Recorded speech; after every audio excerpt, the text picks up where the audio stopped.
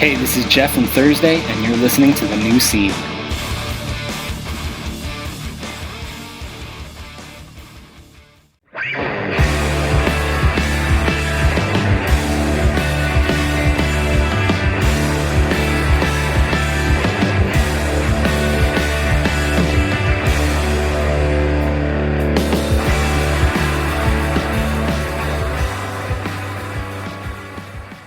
Hello, everybody, and welcome to The New Scene. I am your host, Keith, and we're back with another brand new episode. And on the show this week, we have Julian Rosen, guitar player and vocalist of Common Sage. You've likely heard of Common Sage by now, and if you haven't, you really should. They just signed with Equal Vision Records, and they've got an excellent new LP coming out called Closer To, which I think you're really going to love if you like that melodic post-hardcore sound, which I most certainly do. They've also got an EP out on Equal Vision Records right now called Nostos Algos, so you can check that out in the meantime, not to mention their 2021 LP, It Lives and Breathes, and everything else in the back catalog. So we talk the band, their releases, growing up in Staten Island, which is an experience all on its own. Julian has a really interesting story to tell, and we'll be getting to that shortly. But first, here's how you can support The New Scene. Apple Podcast Reviews. Look, if you listen to this show on Apple Podcasts, even if you don't listen on Apple Podcasts, if you have an iPhone, you have a podcast app on your phone. Open that up, search The New Scene, scroll down a bit, and hit the 5-star button. You don't have to write a review, but you can. And if you do, I'll read it at the end of the show during the New Scene Community Hour. We're at 271. We've got to get to 300. So if you have an iPhone, throw us a review. Also, follow us on every platform at New Scene Pod, and make sure you subscribe to the YouTube channel and the YouTube Clips channel. Also, don't forget to support Iodine Recordings. There's a second pressing of the Untitled discography from Hassan Aisaba up right now. Make sure you get that because it will sell out. There's also a second pressing up of Glitter and Spit by No Man. This is one of my favorite records of the year. Excellent band, incredible stuff. Check it out. There's also a second pressing of Hide Nothing by Further Seems Forever up for pre-order. That's the 20th anniversary edition, which is on vinyl for the first time. There's 2 new variants, and this is their record that features the late, great John Bunch on vocals. It's a must-listen, so go pick it up. Love Letter have European tour dates coming up in February. Check their page or the Iodine page for a full list of dates. And don't forget to check out the new single from Hey Thanks. It's called Forward, and it's awesome. Also, say hello to our sponsor for the month of October. 30 Something Records. They're an independent record label based in Berlin, Germany, founded in 2019 by Matthias and Maren Bacher. Here's some updates from the label. Pop Unknown, The August Division. This is the second full-length from the Texas greats Pop Unknown. The August Division has been fully remastered for the first time on limited vinyl, and it's out right now. Star Market has 2 new releases out, 4 Hour Light and a new 2-song 7-inch. 4 Hour Light is a 25th anniversary reissue on limited vinyl, and it's remastered with a new layout. They've also got 2 new songs on a 7-inch, Radio Silence and Dead of Night. This is their first new music since 2003. And since this sponsorship began, I've checked out Star Market, and I love it. Make sure you give them a listen. The new 7-inch from Tripper is called Faceless, and it's out right now on cassette tape. This is the second EP from Baltimore hardcore greats Tripper. Another awesome band. Give it a listen. Mates of State are back with a new song called Somewhere. You know Mates of State. You love Mates of State. The indie pop duo return with their first new music since 2015, and they've got a new album coming in 2025, so go check out the song. And Philemon has a new single out called Gone to Waste, and that's from his upcoming LP. Philemon is indie folk from Anton DeBose. 30-something Records ships worldwide, and they have label stores in the US at Steadfast Records and in the UK at Devil Dog Distro. Follow 30-something on Instagram at 30.something.band. Records. Okay.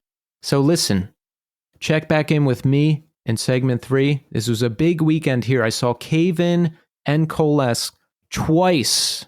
That's right. Once was not enough. I had to go both nights. It was awesome. We'll recap that. We've got a new review that we'll read. I've got a new email that I'll read. We'll cover everything. But right now, we are going to speak to Julian Rosen of Common Sage. Enjoy. All right. We are here now with Julian Rosen. Julian, welcome to the show. Hello. Thank you. It's great to have you here, Julian. There are many great things happening right now. Common Sage just played an awesome show with Sparta, which I saw last night, and you've got more coming up, so that's cool. And the excellent Closer To will be coming out November 22nd on Equal Vision Records, and I'm excited for the rest of the world to hear that record. And look, we're going to talk about all of that, Julian, but first I want to ask you, how are you doing today? I am so good. How are you today? Me, you know what? I am also so good. I had to go to Hudson Yards today for a meeting, and I got there and they're like, the meeting's canceled. And I was like, great. I didn't want to go anyway. Yeah.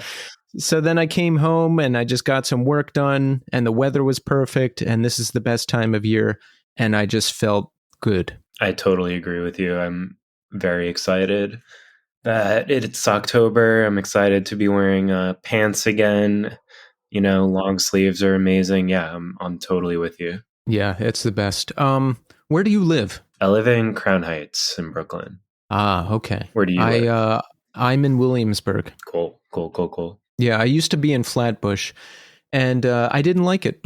Yeah. I don't like Brooklyn at all, but I don't like any neighborhood apart from Crown Heights. So I guess that's a good thing. Yeah. You know, it's I guess with a lot of neighborhoods, it's just like hit or miss, street to street, vibe to vibe, whatever.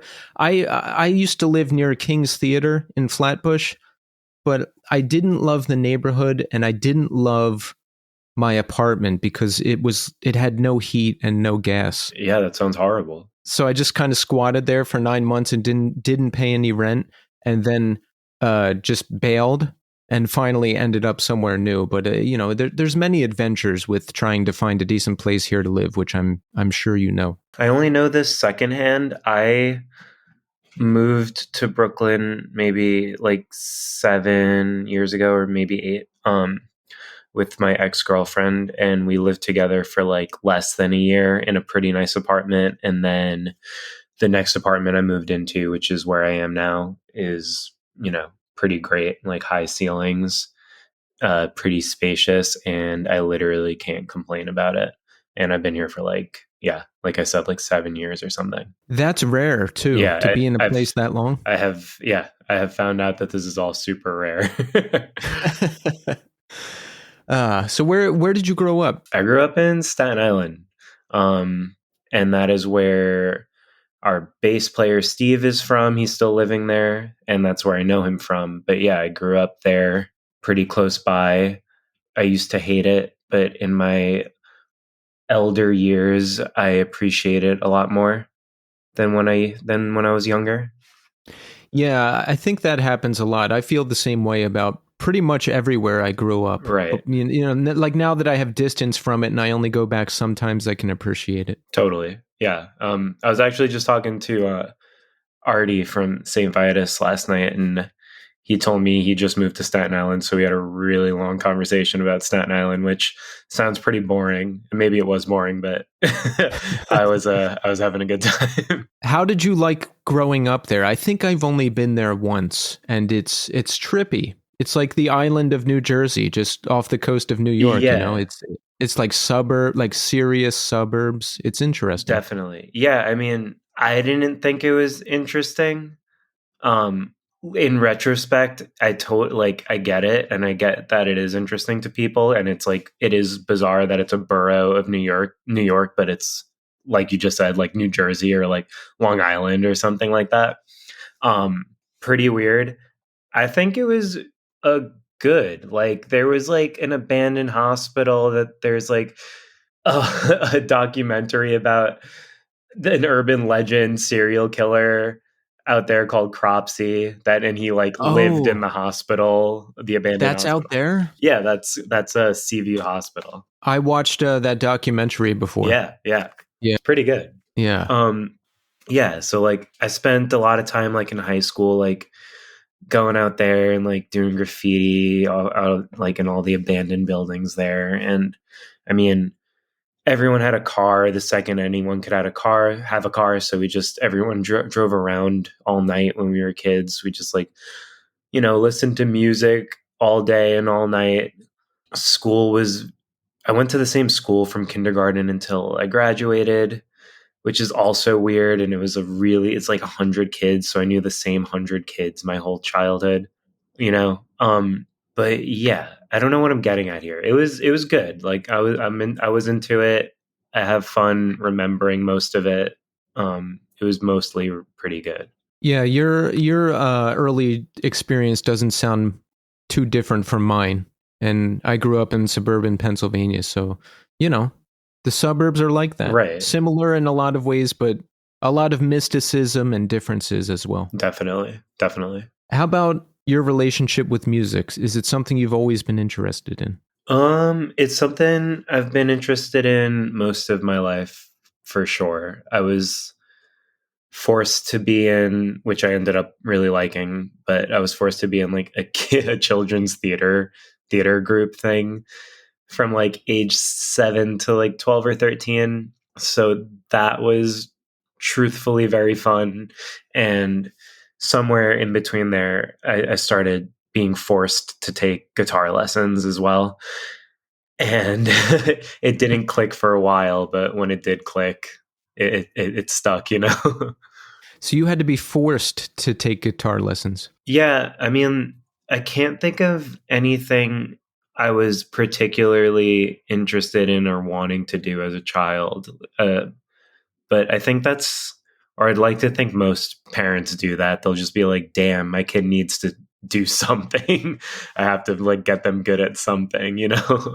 Yeah. Yeah, I would have liked to have been forced to take guitar. That was something I had to convince my parents to let me do. Interesting. They would sign us up for like the town baseball team or soccer team and that stuff, or like the local recreation center, but I would love to have had guitar forced on me. Yeah, I just had a similar conversation recently. Somebody also thought it was strange to have a guitar forced on you. My my family, for the most part, are like artists, like painters, and like their family. They're my grandparents who I haven't met. Were all very musical in some way. I don't know the specifics, but my family made it a point to not push anything like sports on me or anything. I think there's some story I heard where like somebody, gifted my parents something baseball related when I was a child, and my mom gave it back to them basically, which is rude, but like, that's what happened. I love that. See, that's what I would want to do if I had kids, but I'm afraid if I did that, my kid would turn out to be like the ultimate jock or something. Right. Yeah. I mean, yeah, I don't know what the right move is. Exactly. Like if you force that, they'll just do the opposite or something. Yeah. I agree with you. I don't know what the right thing to do is. I guess they didn't force it on me to like a toxic extent. Like I got to the point where I wanted to seek music out independently, So I guess good for them. I guess good on them, How about your relationship with this world of music that we exist in? Like, what is your thing? Where did you come in? Did you listen to hardcore, punk, emo? Tell us about it. I feel like this comes in phases, but I will say the most two memorable occasions for me were maybe one summer in middle school. I just somehow got into the Beatles really intensely, and I was downloading random songs off LimeWire. And my family loved the Beatles, and my dad was a Beatles fan. And I was just, in the room with him, just downloading Beatles songs. And I remember him being on the phone. He's like, "Yeah, Julian just discovered the Beatles, and it's so funny to me. And it's just like, he could have shown me that he has their record. I stole his records at this point, but he had their records. Like, he never put them on for me necessarily. I heard songs here and there, and I always liked like the Rolling Stones and all that. And I always liked it. But yeah, this one summer I got really into the Beatles. And then I just remember that being like a momentous time in my life. And then the second worthy time I can think of is sometime in high school when, like I said, somebody got a car. We were just doing nothing all day, just driving throughout Staten Island. He and this group of kids that I always knew but never hung out with very much until this one summer. We hung out like every day. He put on a lot of music, but I remember Cap and Jazz, the Blood Brothers, and early Modest Mouse, hearing them, all of them, for the first time. And that was like a big eye opener for me, like big flipping my world upside down situation. When was this? Are we talking like mid 2000s? No, definitely not. This was like 2000, like 9 or 10, I'd say. Okay. Yeah. So how about when did you start going to shows? Like, did you start going to local stuff, or tell us about that? The local, I started going to local shows. There's this band called Qantas Never Crashed that was a local band, and they were just a screamo band act, and they went on to do a bunch of other different projects when they broke up that were all local, and they played around. Like, I think Qantas like toured with Title Fight before Title Fight was a big thing. But I remember just all my friends getting into Qantas, like they became like a local legend sort of thing. And we all just like loved Qantas Never Crashed, and we went to see their side projects because they were broken up at the time. And so I'd go to those every so often, and I started playing in a band as well, and I'd go to my shows obviously pretty often, and I'd go to the shows that we were playing, the bands we were playing with, which weren't hardcore, they weren't screamo, they were like, I don't know what other word to use other than like indie rock. Like, we were all listening to like, you know, the Unicorns and like Neutral Milk Hotel and that kind of stuff. So there was like a tiny little scene, and it was nice and it was cute. It wasn't anything like substantial. And yeah, I think that's as far as I can go with that story.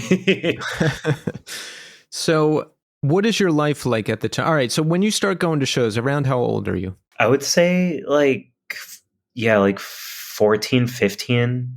And so you started playing around that age too? Yeah, exactly. So I was in like a Blink-182 like worship band thing in middle school, which doesn't count. But when I was like at like 14, 15, I started a different band, which is exactly when I started going to shows a bit more. I started going to real concerts, stuff like that, you know? Yeah. So you got a pretty early start playing, it sounds like, and going to shows. I guess maybe if you consider, I always think it's a bit old because the people I knew that were in the bands I was seeing, I guess they were older than me. Now that I think about it, yeah, I guess it was early. Now that you say that. When you're younger, the age differences are so weird because, like, when I was 16, I would go see Dillinger Escape Plan and Cave In and Converge, and I was 16, and they seemed like full-grown adults to me. Right. Like just mythical figures. And, you know, fast forward to now, it turns out they're all like 4 years older than me. Oh, okay. Yeah. And I had no idea.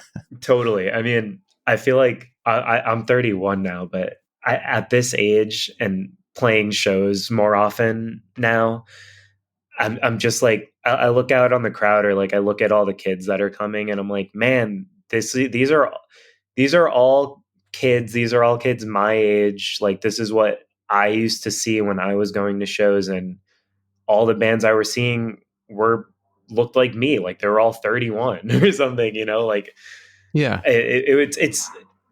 it's this weird realization, I guess. I felt like such a baby at the time, and I don't look at like 21-year-olds or even younger people, like younger than 21, as babies, but I felt like very, very small going to shows. Same here because I was really young. I was 16 when I started going to shows, and I looked really young. Like I looked a lot younger than I was. But now that I'm 42, I don't feel old. I don't think I look old.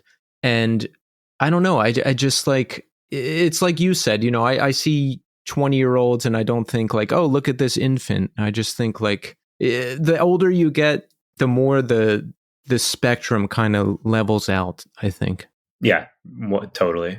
I totally agree. Did you have any kind of plan with what you wanted to do with your life? Were you like, hey, I'm going to be a full-time musician, or hey, I have to go to college? Like what was going on with you? Um, when I was throughout high school, my plan was to be a like cartoonist, like comic book artist. And my goal was to get into an art oriented college, specifically SVA in the city. Special had a, I think they were the only one, and I'd imagine they are still the only one that you can major in cartooning specifically. So that was my goal. Um, However, I never liked school. I never did well in school. I rarely did homework. The only classes I liked, and it wasn't constant, were English if we were reading something I found interesting, or science. And otherwise, I failed math most of the time. And also late, like junior year, my mom got particularly sick. She had like cancer my entire life, and she passed away when I was a junior. So once I got to senior year, there's this weird thing in my school. Maybe it's a normal thing. We had a half a day as seniors, essentially. So you could leave right after like your fourth class, which was probably like 12 o'clock or something. But I failed math every year, so I had to take math like after everybody got to leave, basically. And so I had a car. Nobody was, really watching me intently, so I would just skip school super, super often, and my grades reflected that. And I think about it now, and it's for some reason my math class, which I never went to, that last math class, they passed me with a 65 each semester. And I can only imagine they did that thinking like, oh, we're gonna like screw this kid if he doesn't like get out of high school or something. Like I can only imagine they knew that my mom had died, and they were just like seeking pity on me or something, because there's no like I said, I just didn't go, Yeah. But yeah, so I didn't get into the colleges that I wanted to go to. I didn't really have a plan at all. Yeah. Well, I'm resonating with a lot of what you're talking about. First, I'm sorry that you lost your mom at such a young age, but I can relate because my family lost my older brother when I was a sophomore. He was only 17. He was diabetic, and he had a seizure and died. And I'm also sorry. That's horrible. yeah, and it's just like I didn't even realize what an effect it had on me. Yeah. And it sounds like same with you, because I did the same thing. My senior year, my last class, I forget what it was, or if it was a study hall, I can't remember, but I would always just skip. And I wouldn't go to school like so much, and I missed so many days of school. They were going to like make me stay back or go to summer school. I can't remember it, but it was not a good situation. So my mom had to call the school and say like, no, his brother died, he's helping me out, etc., etc. And then I was like so messed up in the head, I didn't even believe her when she told me that story. I was like, no, you didn't. Right. So it's like, yeah, I mean, it sounds like for you too, it just has an effect that you probably didn't even fully realize until later. Yeah, absolutely. Yeah, totally. I've been thinking about that a lot recently, like I'd say the past few years, where it just clicked in my mind. Yeah, I was just like, man, I mean, I was being a little, I don't know what word to use. Yeah, I was like lashing out or whatever the word is because of that, obviously. Yeah, I was like being a little brat because of that. I was also smoking a ton of weed. Obviously, I was a kid, but my highs would get really gnarly and intense and just bad.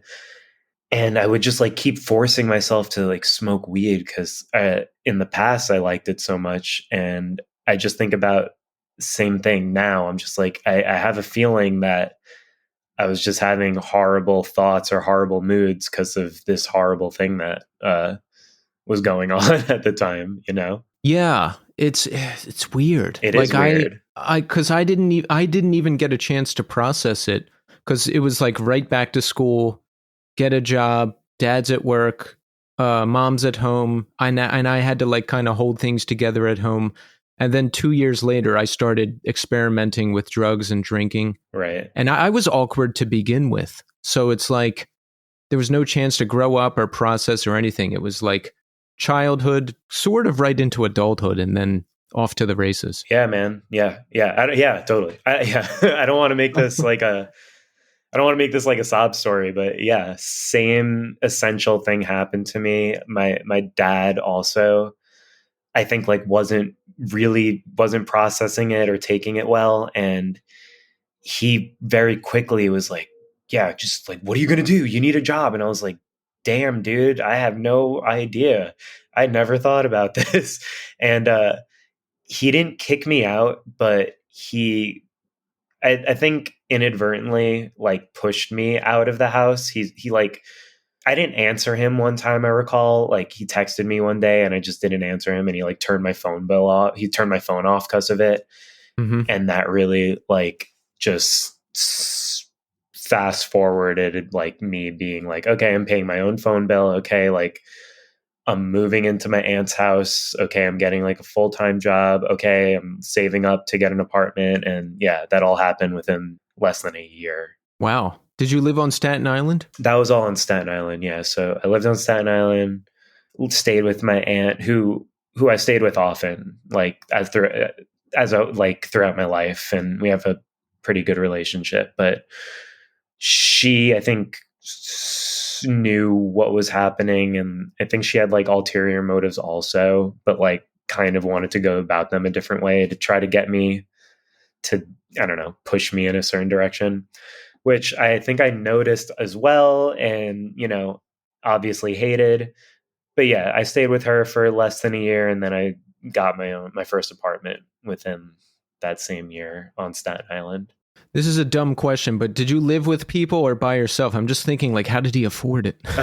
I lived with two of my friends, and that started the whole realization of you can never live with your friends, because I'm no longer friends with those people anymore. Which, I mean, they were really close friends at the time, but yeah, I lived with two roommates. Oh, we've all been there. Yeah.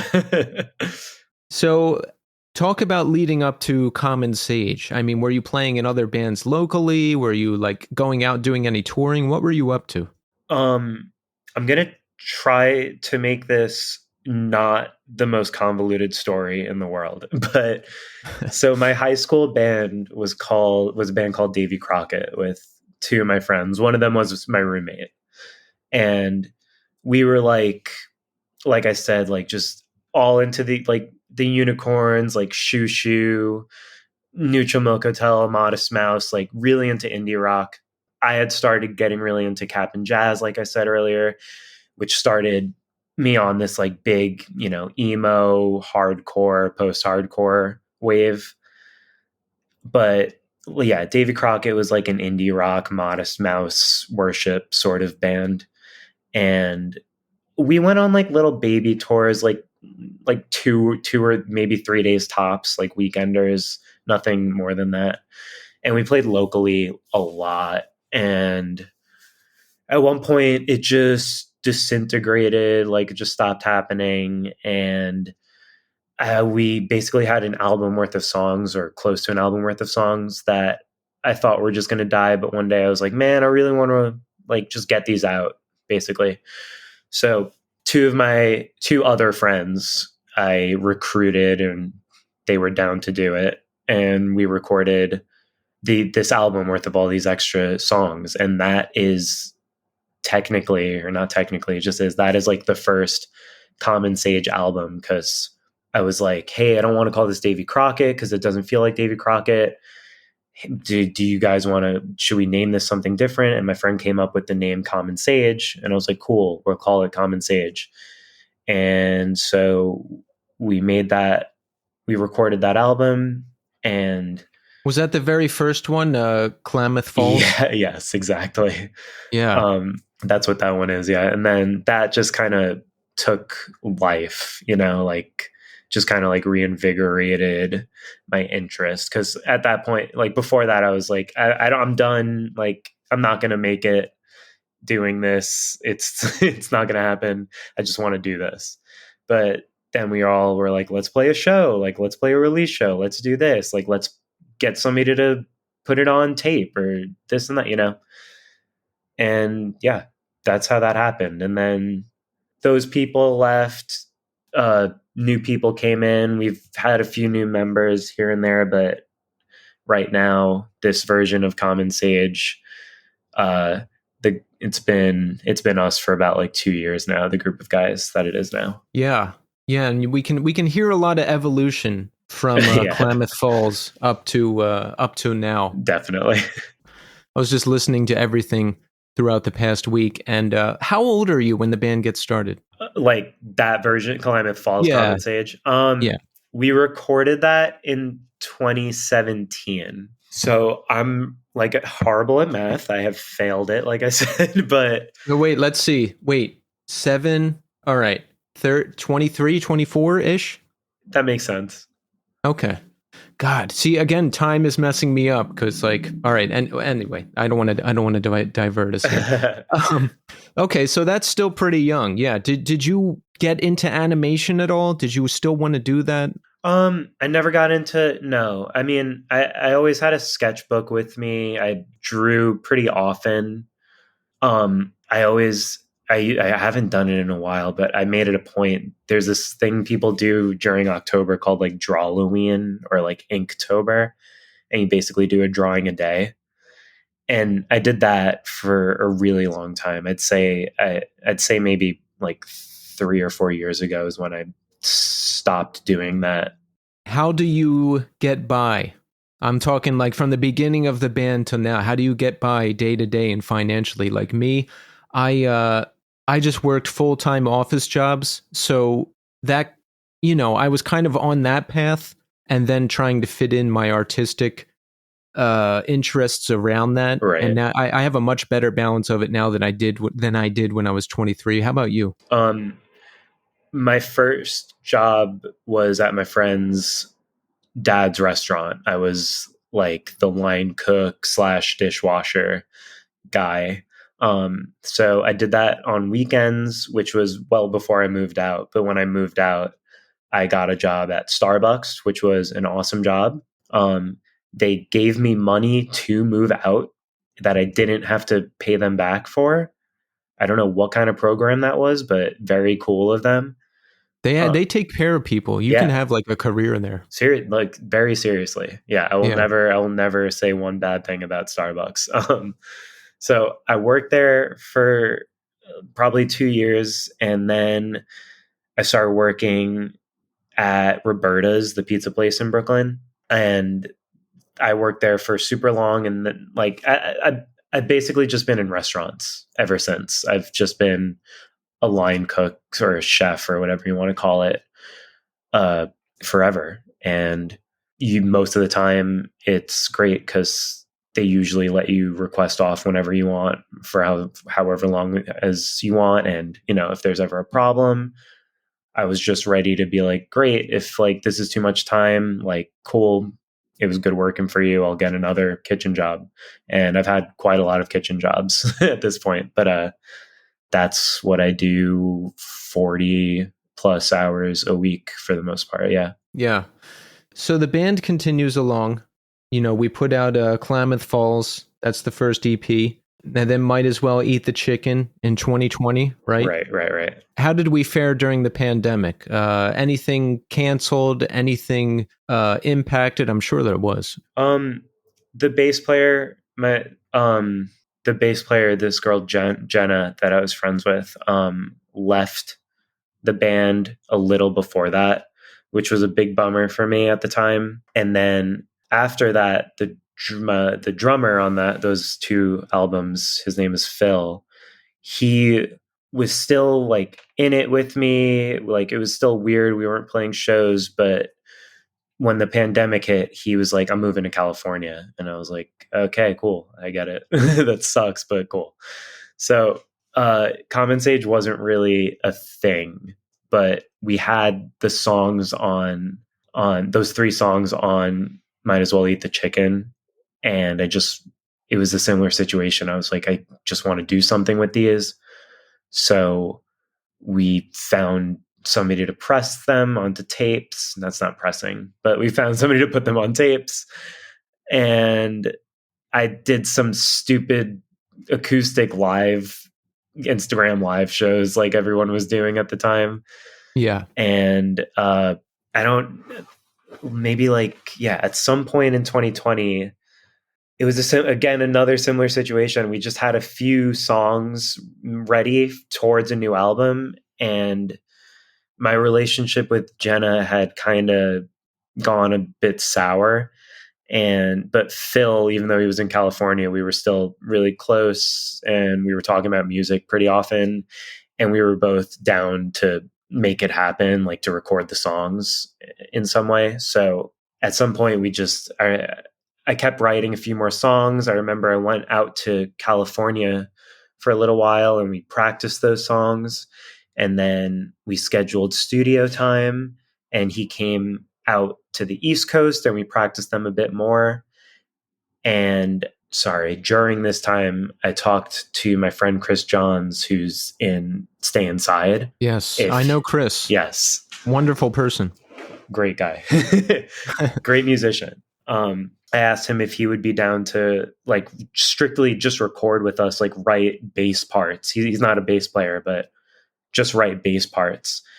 And he was down. And I remember being like, hey, if you have any like lead ideas also, like throw them in there. And he ended up writing like just about all of the bass on that record, on our 2021 record, and all lead guitar parts, which wasn't the plan. And hearing those songs back at the time and hearing the lead guitars and hearing all these like things that we hadn't done before. We were never like a lead guitar band until then. It was just one guitar. That kind of really put into perspective like how I could write a song, or what a song could end up sounding like past the three chords I know how to write towards a chorus or towards a verse. Because I can't write a riff, but you know what I mean? Yeah. So the 2021 record, It Lives and Breathes. Now, I was actually talking to Chris about this last night and reading about it. So you went out to Chicago to record it with Neil Strauch, right? Yeah, that's right. And now when you went out there, you did a lot of the writing in the studio, right? Well, I wouldn't say that. We came up with a bunch of things in the studio. There were some bass parts that we came up with, but it's not like we like fleshed out. It's not like we wrote a full song or multiple songs even out there with him. Okay, so you had the bass line going in. We had a pretty good bass line going in. Okay, because I was reading, a lot of things went wrong on the way out there. I think you lost your wallet. I did lose my wallet. Yeah. The Airbnb was the wrong dates, and you couldn't check in at 2 a.m, and like all kinds of stuff, right? Yeah, it wasn't, compared to some other horror stories I have. Yeah, not too bad, but yeah, those were pretty weird, especially during the pandemic where, nothing was really going on at the time. Right. So you get into the studio and we record the album. And how did you feel about it at the time? I think It Lives and Breathes is another big step forward, from the previous work. Yeah, I think it's a step forward also. I agree. And that's what I was saying, where hearing lead guitars just made it sound so much bigger. And I never thought about it at the time. And it sounds so silly because like I've been listening to music my whole life, and like I've been listening to lead guitar parts my whole life, but I was just so stuck in this like particular train of thought in terms of how to write music at the time. And I don't know, like, there's too many specifics of what that means to me. But yeah, it was just, there's all these aspects that I never considered. So I agree. It was a step up. Hearing it now, it sounds, I obviously, like, I think given more time and maybe a little more production and like a little more studio magic, it could have been a little different. And I wish it were a little different now. But at the time I was really stoked on it. Like, I was really proud of it. I'm still proud of it, but you know, it's that thing where you're always like, you always feel like you could do better. Oh yeah, everybody feels like that. And that's the thing about the record, right? It's a time capsule of that time, what's going on, how much time we have, how many resources we have, like just the encapsulation of that moment, whatever that moment is. Yeah, absolutely. Which is beautiful is a corny word, truly, but yeah, it's like beautiful in a way. It's like neat. It's cool. Yeah. It's cool to go back and hear that, and you get all these nostalgic feelings / memories, and yeah, that's a cool thing about recording music. Right. So what happens after that? We have the record, we have the full length record. The pandemic is mostly over. Do you get out and start playing a lot more? Yeah, so we recorded that in 2020. It came out on No Sleep in 2021. And around the time that it was coming out, once we were getting the gears in motion, I was like, man, we got to get a band together because got to play this live now.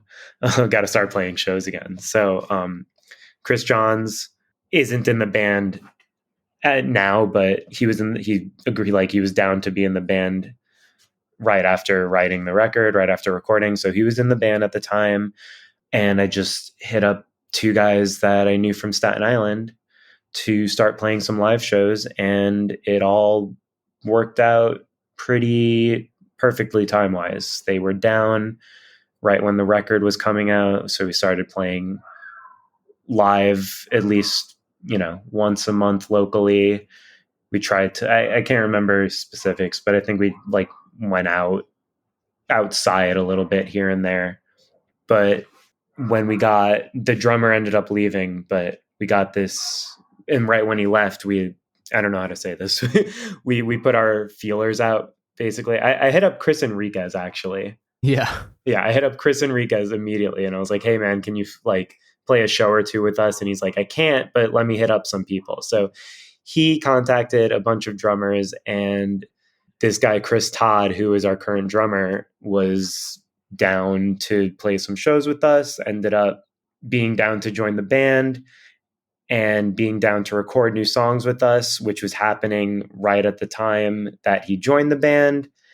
And then ever since then, yeah, just playing much more shows. It must have felt good to have a solid lineup together and have some solid releases out and really start doing it, right? Because I've been in that situation where you don't have everybody and you're piecing everything together. A lot of it you're doing by yourself, and people leave and you wonder if anyone else is going to join the band or if it's just going to fall apart, right? Yeah, dude, I would say I have felt, yes, I have felt like that most of my musical career up until this point. I have always been worried somebody's going to leave. I'm always worried something's going to go wrong. Like, absolutely. It's a good feeling. To some security is a good feeling. Yeah, I feel like that now too. And even if everything falls apart, it's fine because I feel good right now. And I've been in the situation where I put a band together and I just can't find people to keep it going. And I just had to let it go, and that's a hurtful feeling. Yeah, it's a nightmare. Yeah, it sucks. Yeah. So how do we get the attention of Equal Vision Records? Because we know you ended up there. Yes. I keep doing this. I keep responding to you, and then I'll go a bit further than I intend to. And I'm like, we like that here. That's good. Okay. Well, like I said, when when our current drummer Chris joined, we had scheduled studio time already to start recording the new album, and he knew who we were. He knew the producer we were going to work with, which is Brett Romne, and he knows him through his really good friend Vinny Caruana. Ah, yes. And Brett and Vinny are both in Avalanche and Movie Life together. So that was just like, I don't know the word here, just funny. He's like, oh yeah, I know Brett. So we started recording. And then after like our first week, he was like, hey, my friend wants to come take pictures.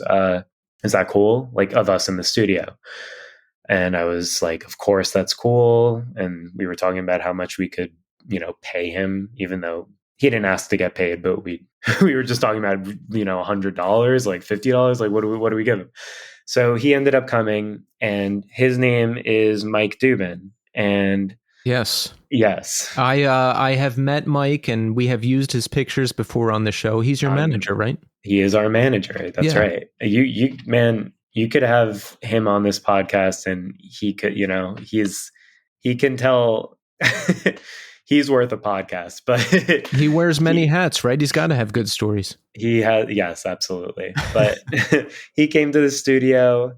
We played him some songs. He really liked them. He really liked us. He already knew Chris, and he just became our manager. Long story short, he just wanted to help us in some way. He didn't know how. We didn't know how.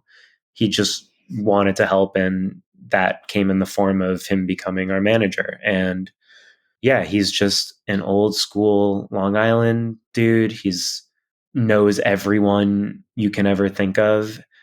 And before we were really done with the album, he just showed Dan at Equal Vision the album, and that got us talking here and there. We talked, I'd say maybe a little less than a year, but after we got the album fully done, like mastered, everything was finally in order, we sent it back to him.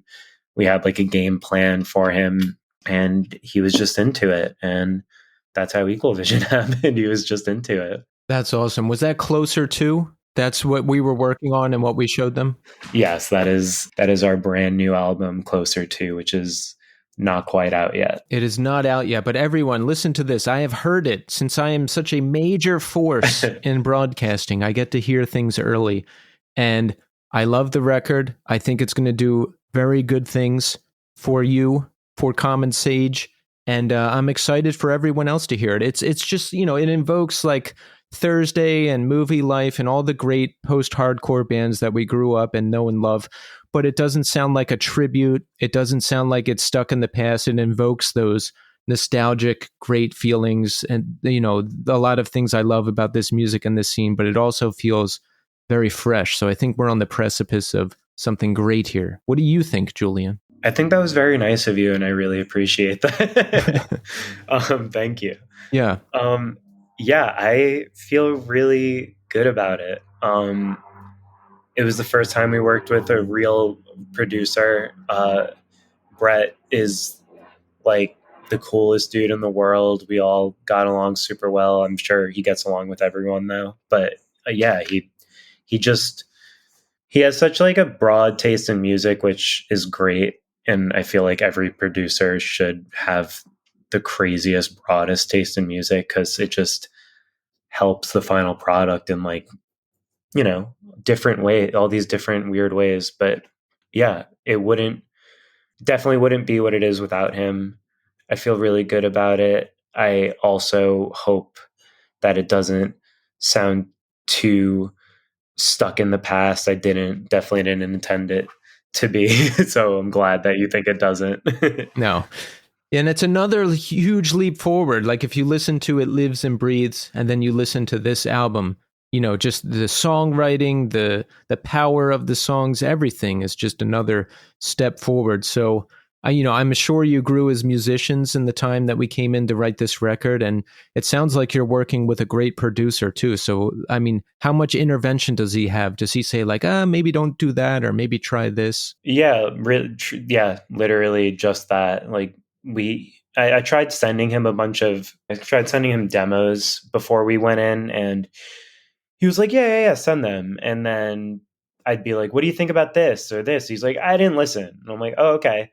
And then once we got there, he explained he doesn't really like doing that because he doesn't like he likes to hear it in the moment. He likes for you to play the song a few times before we hit record, or maybe he hits record, I don't know, but he likes to hear it a few times live, get a sense of it. I think he doesn't want earlier versions of it to affect what decisions or whatever he might say about it, which is cool. I mean, whatever he's doing works. But yeah, we went in there, we'd play a song, he'd be really into it, or we'd play another song, he'd be like, okay, cut out this entire second half of it. Like, don't do this.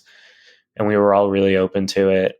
He came up with, I'd say, just about every harmony on that record. He just came up with on the spot.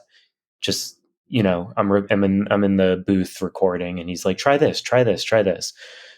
We rewrote a lot of bass lines. He would throw extra parts in, or exactly like you just said, just really, really cool experience. What a great situation to be able to work with a producer like that and just have that knowledge and expertise, right? Because so far I've only worked in band situations where we are the band, we are writing together. Sometimes we don't agree. Sometimes we really don't agree, and it can get weird. But like, it sounds like everyone was in the studio and pretty open to everything Brett was recommending. Yeah, definitely. I mean, I would say, not to speak for everyone, but I would say we all 100% just trusted him with anything. Like, he could have told us to do anything and we'd do it, you know. Yeah. Well, hey, it worked. Yeah, I mean, yeah, thank you. Yeah. How about the EP Nostos Algos? Was that like extra songs you recorded, or did we want to put out something before the LP? Like, how does that work? It's both of those things. We ended up, like, I think when we first went in, we had really 5 full songs ready. And by the time we left, we had 15 songs. Wow. And it took a really long time. We weren't there all at once. Brett prefers if you go there for like a month, just whatever happens, you know, right in the studio, or even if you have the songs ready. But he likes to do it all at once, which we would have liked to do, but at the time, just work schedules and this and that, and like Brett's schedule with touring / producing, it ended up taking like a year to record everything. But yeah, exactly. Nostos Algos is just some extra songs that we had. And there wasn't a plan for them necessarily, but once we had them all in front of us, we were just like, yeah, why don't we just start putting some stuff out before the album? So you're telling me you went in with 5 songs, and by the time you were done, over that year, you had 15. Yeah. That's, you know what? That's nerve-wracking, but because I like to go in prepared, and, you know, I have my parts and I have my songs and everything, and I like to do some experimenting too. But I think when you do that on the spot stuff, like it can be really nerve-wracking, but I feel like that's how a lot of great music is written. Just unprepared, see what happens. We're on the spot. It's just coming out of us. I agree with you. And I also like to be prepared. Like, yeah, when we scheduled the studio time, I was super nervous about it because, like I said, there was only 5 like fully fleshed out songs. And there were maybe like, I want to say 3 to 5 other ideas, but I don't know. It had been, I don't know, maybe like 2 years since we recorded last. And I was just really stoked on the 5 full songs. And I was just like, man, just feel like we have to do this now. Whatever happens. Like, maybe we end up only recording 5 songs. I think that actually was the idea. I think we were in the mind frame of just doing 5 songs and leaving it at that for however long that would be. But because it was so stretched out, it just, you know, it ended up being fine. Like, all the extra time gave us more time to work on the extra songs.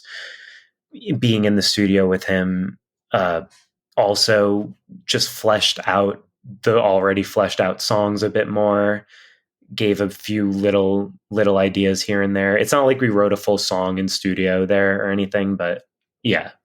does that all make sense? It does. It does. Did you go crazy during the mixing and mastering process and like finalizing everything? When my band recorded its EP recently, we went through so many mixes because we were trying to find the right sound. And by the end, I hated it. Like every day I went into the studio, it was raining. I was miserable. We weren't finding the sound. And then I was just sitting there while we were going through new mixes, and I couldn't do anything, and I don't know how to do it myself. But we got there eventually, and I'm very happy with the way everything turned out. But how was it for you going through that process? I'm so happy to hear you were ended up happy. That's great. When we heard, so like the plan was to mix, or we would have wanted to mix live with him, but he's like the busiest dude in the entire world. So unfortunately, we weren't able to do that together. But when he sent back his initial mixes, like the sound was there in my opinion, and I think in all of our opinions, it all sounded really great. But yeah, we just got a little like, I wouldn't say it went overboard, but yeah, there's always all these little nuances and stuff that I go crazy over. And, like the drummers, like, oh, maybe the kick can be louder here, maybe the snare can be louder here, but nothing like too intense. Same goes for bass, like maybe bass can be a little punchier here. I can't hear it here. And same for my guitar parts, except I went even further where I'm like, ooh, there's like this little weird like sample thing we put here. Can you push that over by like 3/4 of a second? Or, can you make this louder? Can you put this into reverse? Can you put this into like fast? Those sorts of things. But right. I wouldn't say, I don't remember that being very like painstaking or anything. Right. No, I'm the same way. I can get down to that level, but I purposefully don't let myself go too crazy because I will go crazy and I will make the engineer crazy. Right. So I like hold it back big time. I try to hold it back, which I don't know what that comes out looking like, but I hear you and I agree with you. At least you're trying. I am conscious about it. So for Edin, your single from Nos Dos Algos, we have Geoff Rickley and Steve Pedulla guesting on the song and in the video. How did you link up with them? It was our manager, Mike Dubin. He basically one day was just like, would you ever want to feature on one of your songs? And I was like, I don't know, I never thought about a feature. And he was like, okay. And then I don't know how much after that, but he was like, would you ever want Steve Pedulla on one of your songs? And I was like, yeah, if he's down to, sure. And then he linked us up. Basically, he showed Steve some songs. Steve really liked the songs. So he just genuinely wanted to be on a song. And so I talked to Steve here and there about like ideas, thinking about what song he could be on. And not too long after that, I think Mike like saw Geoff somewhere, or maybe he just had the idea, but he's like, what about like Geoff also? And I was like, of course, if he wants to, like, yeah, like that would be awesome. And same thing, he sent Geoff some songs and Geoff was really into them, and he asked if he would like ever be on a song, and Geoff said yes. And stupidly, I was like, okay, so we'll put Steve on song A, and then Geoff will be on song B. And then like, I think Mike was probably like, why don't you get them on the same song? And I was like, yeah, why don't they be on the same song, obviously? Well, if you've never done these things before, like it's not obvious. I've learned a lot of things through embarrassing trial and error. Right.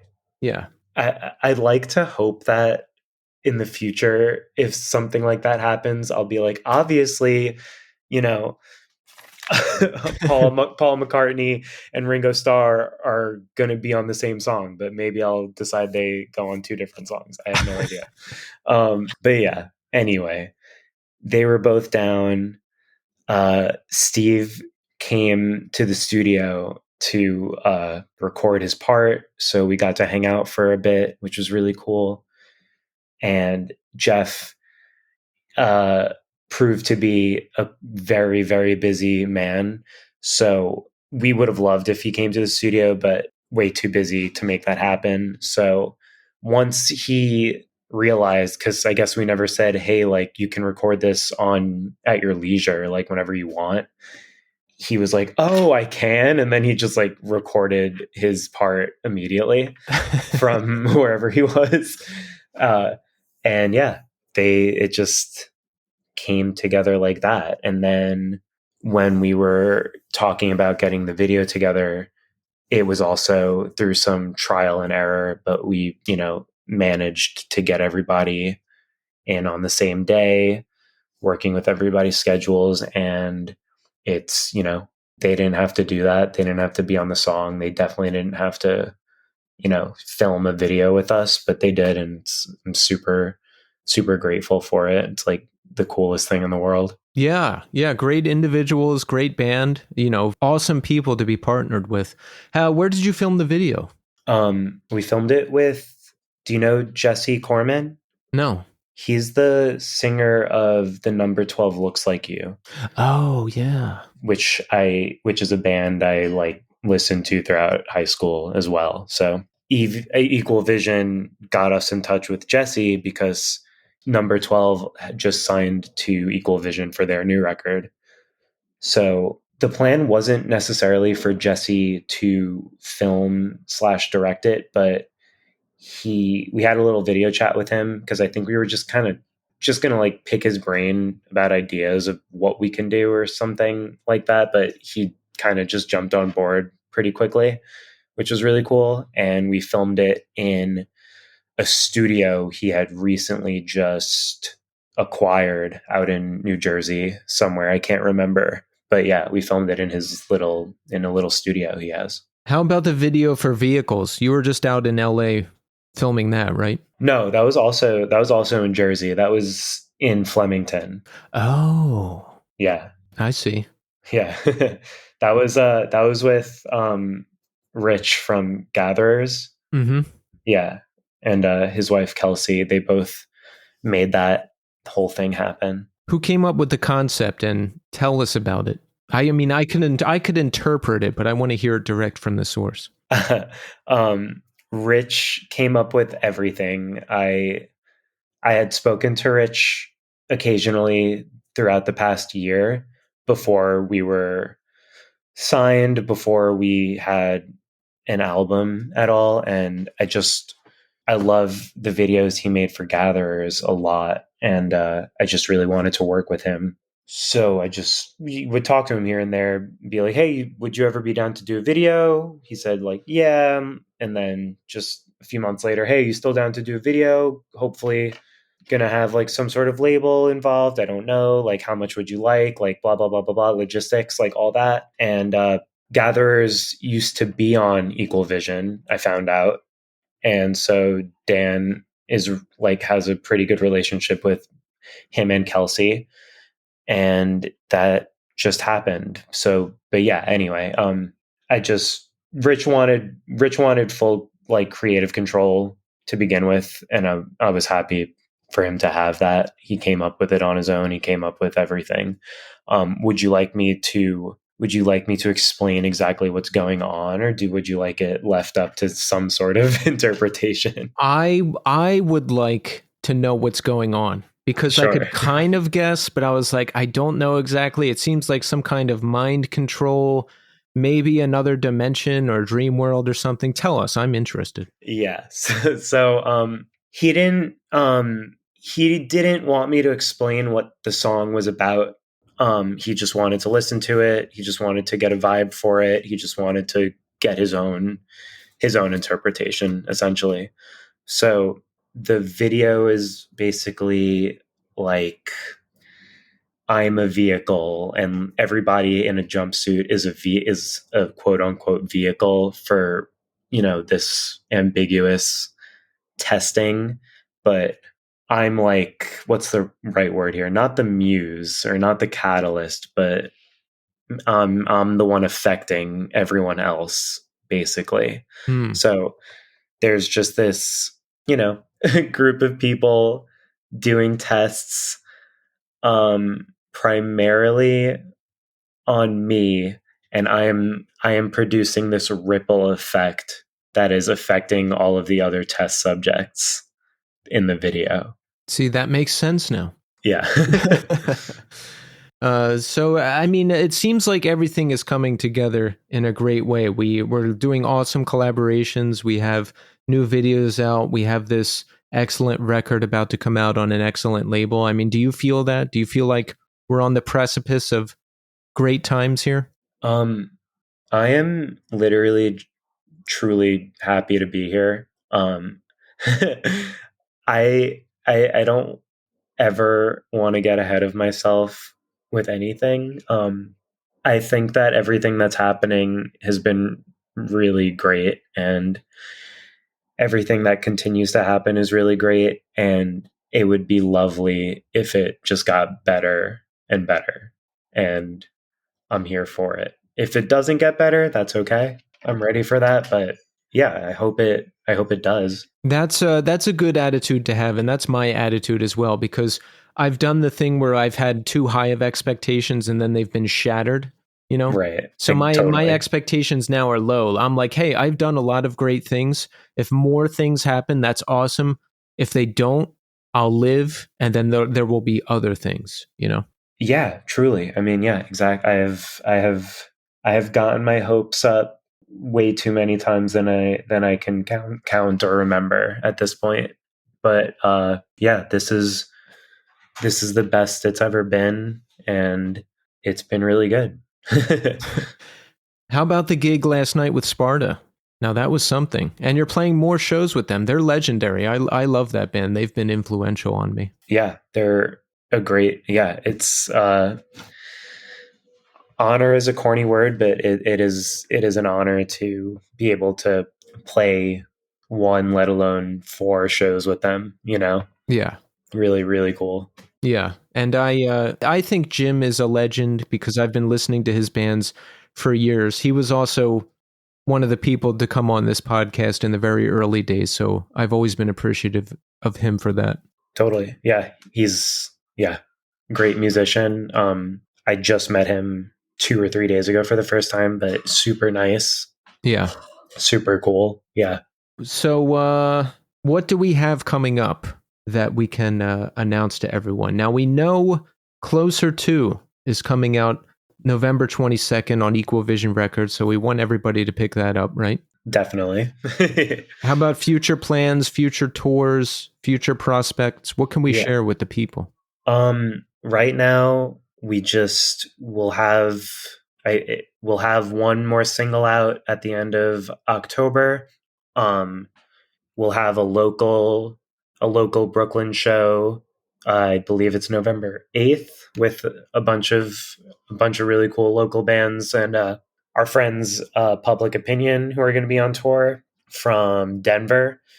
And then early December we're going to play with Reggie and the Full Effect in California for 4 shows. Nice. Yeah. And then, like you just said, album is out November 22nd. That's going to come with our third and last single of the album as well. But yeah, that's, as of right now, that's all we have to promote.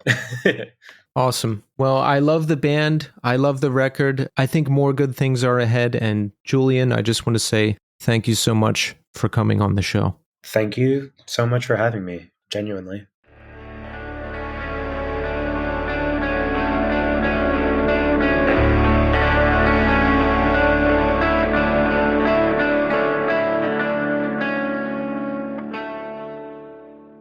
And there you have it, Julian Rosen. Excellent conversation with Julian. I'm glad that Common Sage is on my radar now. They've done great things, and they will do even more great things when Closer To is released next month. I'm excited for everybody to hear that record. It's awesome. I think it's going to do great things for them. I think there's a lot more excellent things to come for Common Sage. And I really connected with Julian during that conversation about our high school days and sadly how he lost his mother at an early age and how he dealt with things after that. You know, I went through something similar when I was in high school, and it really takes an effect that you don't even realize until much later. I mean, it did in my case, and it sounds like for Julian as well. But he's doing great now. The band is doing great now. I had the opportunity to see them at that Sparta show. They were awesome. So great stuff. Thank you so much, Julian, for coming on the show. So let's check in. How are we doing? I'm doing good. It's just normal times here. You know, work is fairly busy. Podcast is always busy. Memory Entry, my band, has started practicing again. We took a bit of time off after the Bowery show, and we got a new drummer, my friend John Lane, who I played with in the Darling Fire. So he has joined the fold, and we're practicing and getting up to speed with the set, and we've even started writing some new songs, which is very exciting. So once we're all ready to go on that front, I will be booking more shows. And of course, our debut EP will be coming out in early 2025 via Mind Over Matter Records and Iodine Recordings, and the release is shaping up very nicely. I'm very excited for it to come out, and I'm very excited to be playing more shows again, hopefully in the near future. By the way, our debut single, Crawler, is out there right now on Spotify and YouTube and every other platform probably. So check it out. Go listen to it if you haven't. Besides that, pretty much standard days here.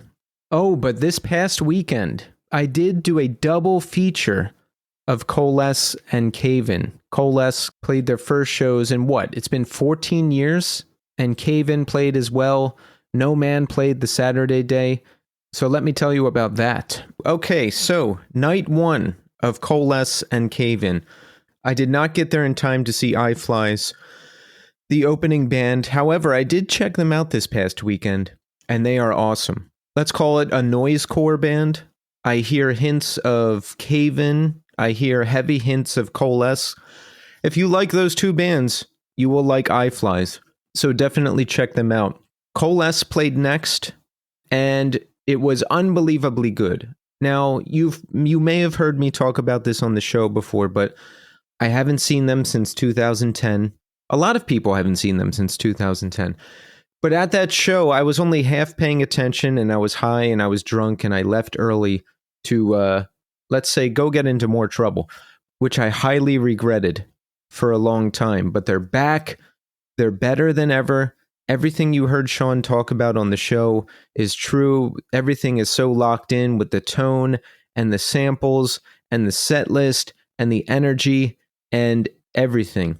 Coalesce is the heavy band that has stuck with me the most over the years, maybe more than anyone. They're one of the best. One of the best. And I absolutely loved the set. After them was Cave-In, who are just an institution. One of my favorite bands. One of my favorite bands of all time. One of the key bands who got me into this music in the first place. I think the set the first night was all heavy pendulum. And boy, they are just unbelievably good live. So locked in. The guitar tone is insane. The energy is insane. Just standing there watching them play is something. I can't explain it. I don't know. I don't know exactly what I'm trying to say, but they are just really something to witness live still. So unbelievably awesome time at the show. Night two, another stacked lineup. No Man opened the show, and I was really happy that I finally got to see them. The passion in the set, hearing Maha talk about everything going on in Palestine and how family and friends and fellow Palestinians that she knows have been affected, have been killed, have gone through what they've gone through. I got really choked up while she was delivering that message between songs. And it's an important message. It's a powerful message, and they are just a powerhouse live. If you haven't heard Glitter and Spit yet, you really should. And if you have an opportunity to go see them, 100% go do it. Next up was Cave-In, who played another incredible set. This one spanned their catalog a little more. We got Jupiter, we got Big Riff, we got Innuendo and Out the Other, we got Joy Opposites. While I'm sitting there watching them, I'm like, I can't wait to go back and listen to Jupiter again now. So it was just another powerhouse set from Cave-In. Coalesce headlined Saturday night, and I mean, they were great the first night. They were absolutely great the first night, but that second night, sold out show, they blew the roof off of the place.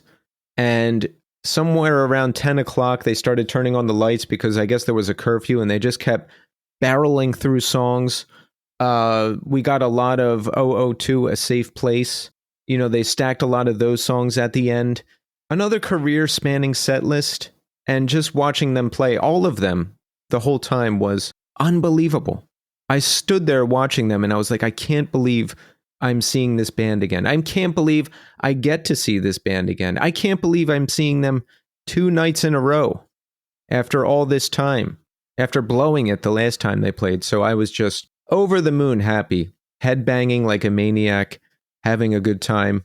Jess is so much fun to watch on guitar. He is really something.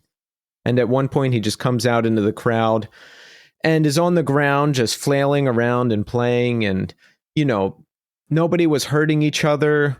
There wasn't too much crowd killing. There wasn't too much nonsense. It was just intense fun, which is the best kind. Everybody going off, but not hurting each other and having a great time.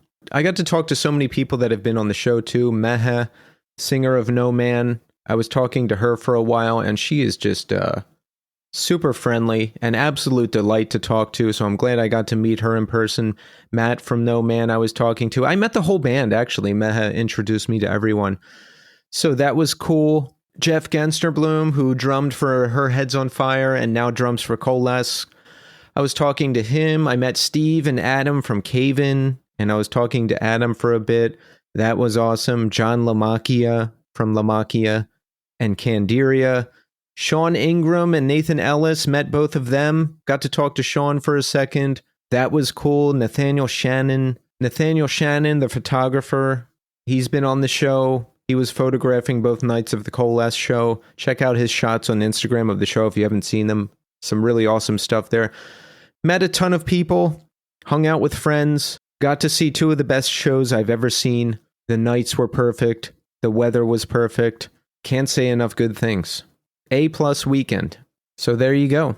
So let's move into the new scene community hour. I've got a new Apple Podcast review here from Rendit666, who says, hands down, best music podcast, 5 stars. This has easily become my most listened to music podcast. Keith has a way to always connect with the artists on a musical and personal level that's so genuine. I've found so many new bands from interviews to ones Keith mentions at the end of every episode. Thanks, Keith. Thank you, Rendit. That was a really awesome review. And yeah, that is, I have always taken joy in showing new music to people my entire life. If I can show somebody a new band and they're into it, I love it. I used to make mix CDs for people all the time. I used to make mixes for people all the time. You know, I can kind of place a band that someone will like, and I like to show it to them. It's something I've always enjoyed, and I get to do it every single week on this show now. So, awesome stuff. And remember, if you have an iPhone, you have the podcast app. Please, we've got to get to 300 reviews. Let's try to get like 10 more in. We only need 29 more to close the gap to 300. If you have an iPhone, if you don't listen on Apple Podcasts, you can still do this. Open up the podcast app on your iPhone, search the new scene, scroll down a bit, you'll see the rating system. Just hit that 5-star button and submit. And if you write a review, I'll read it in this section of the show. Thank you again, Rendit. Thank you, everyone who is submitting reviews. We're almost there. We've been on the push to 300 Apple Podcast reviews since June, I think. So let's get it done. Let's try to get it done before the end of the year. I also got a new email here from Miguel. Miguel says, discovering the new scene. So rad, guys. Keith and Tommy. I hope this letter finds you well and that you're both doing well today. I think the algorithms on Instagram and Spotify are what pushed your podcast into my neck of the woods, and I'm so thankful this happened. I grew up on the North Shore in Massachusetts and was introduced to hardcore punk, indie, emo, metal around 94, 95, and the rest is history. You both have such a sincere delivery with interviews of so many bands I've listened to in the past 30 plus years, and it adds so much more to hear on a personal level how artists, musicians, songwriters keep the lights on, so to speak. Thank you for keeping this podcast alive. Enjoy the rest of your week, and I'll definitely stay tuned in. Awesome stuff. Thank you, Miguel. Yes, always happy to hear from people who have just discovered the show or have been listening a while and wrote in for the first time. So, Miguel, welcome to the new scene. All right, and that's it. That is all I have for this week. We are going to end the show with a band called Colors. Now you may remember hearing about Colors when I was talking to Mike Shaw in the This Day Forward episode. This was a band he did post This Day Forward. I want to say around 2012-ish, 13-ish. I don't know. But after I talked to Mike, I was like, I don't even think I've ever heard their record. I know I never saw them. I think I was already living in New York City, so I never made it down to Philly to see Colors, or I don't know, maybe I was still living in Philly and I was just too much of an F up to actually make it out to a show. Mike, if you hear this, fill me in on the details. When was Colors active and when did the record come out? But I have a song here from the TJ DeBloy tribute on Bandcamp. Vadim Taver, with some help from others, made this tribute to our dearly deceased friend TJ DeBloy on Bandcamp. If you search TJ DeBloy, DeBlois, Bandcamp on Google, you'll find the tribute and you'll find this song from Colors. It's called Be Here. I'm back next week, and I'll see you then.